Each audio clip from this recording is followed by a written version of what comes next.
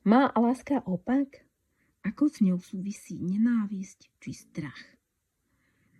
Ahoj, milá bytosť. Som Rea, lektorka a mediatorka vedomých vzťahov, intimity a života. Najviac ma zaujímajú rozdiely medzi ženskou a mužskou podstatou.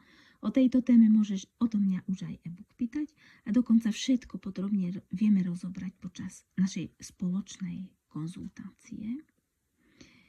No teda ja osobne rozlišujem dvojakú lásku. Láska v nadvláde ega a láska z duše. Prvá je ešte nevedomá a druhá vedomá. Medzi tým je ten prechod. Pri prvej forme lásky vidíme všetko najčastejšie cez ružové okuliare, preto tam zažívame nekontrolovateľnú eufóriu, ktorá sa strieda niekedy až s nenávisťou. Keď sa už ale človek veľakrát sklamal, môže takáto láska kvôli strachom z ďalšej bolesti prejsť až k necitlivosti, kde nás k sebe niečo priťahuje, no si nie sme istí, či sa milujeme, keďže sa už snažíme o to, aby tá egoláska nebolela a bola perfektná, dokonalá. Preto sme sa citom radšej uzavreli. Obe tieto formy lásky sú ešte závislácké, detinské.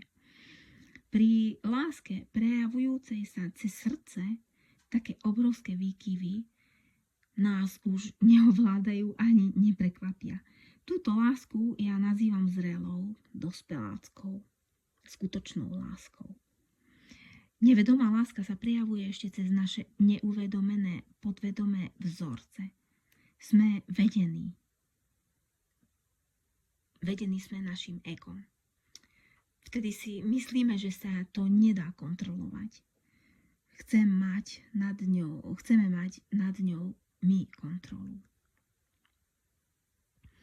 Vedomá láska sa objaví až po uvedomení si našich nefunkčných presvedčení, po spracovaní traum z detstva či z minulých životov a po prijatí sa samých seba tak, ako sme, po tom, čo sme na sebe popracovali dostatočne k tomu, aby sme boli spokojní s našim fyzickým telom, emočnými reakciami, myšlienkovými pochodmi a prepojení s dušou, ktorú už ego neprekričí.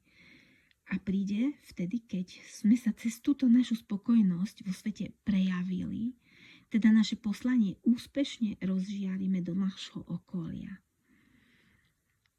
V prvej verzii lásky, keď sa naše očakávania voči druhej osobe nikdy splniť nemôžu, cítime sa minimálne sklamane, ale sa to môže stupňovať cez hnev, zlosť, pocit krivdy, opustenia, zrady a tak ďalej, až k nenávisti, cez ten neuvedomený strach, ktorý nás chrániť chce pred opätovnou bolesťou.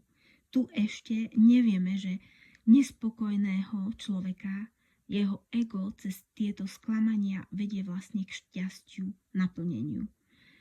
Je nevďačný, myslí si, že on vie všetko najlepšie a akože je aj dokonalý už. A keby sa aj so mnou sa to dialo predtým, samozrejme som to fázou prešla aj ja. A keby sa ten druhý choval podľa neho, by sa mohli mať dobre. Alebo druhá verzia je, keď prispôsobenie je tak obrovské, až sa cíti kvôli tomu človek už zle. V láske duše už od začiatku vieme, že sa tešíme, sme spokojní, vážime sa navzájom, úcta je prirodzená a že si partnera a partnerku zaslúžime. Sme dostatoční tak, ako sme. Nehľadáme nič. Poznáme svoju hodnotu. Sme v úcte k sebe.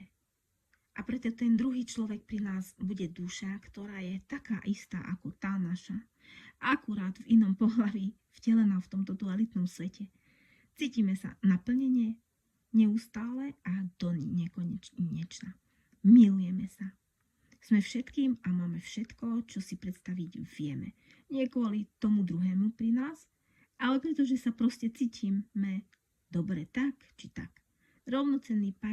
partnerka je bonus na našej ceste šťastného spolutvorenia.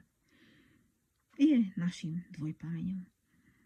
A ja práve takýto partnerský vzťah vám všetkým prajem, krásne žienky, úspešní muži.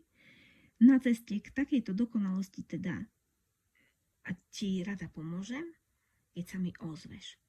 Šťastie a radosť je možné tu na zemičke žiť. Dokonca je našou povinnosťou sa do tejto vibrácie dostať. Veď to sme. Takže držím palce a hop na prácu čím ďalej, tým uvoľnenejšie. Ahoj, tvoja Rea.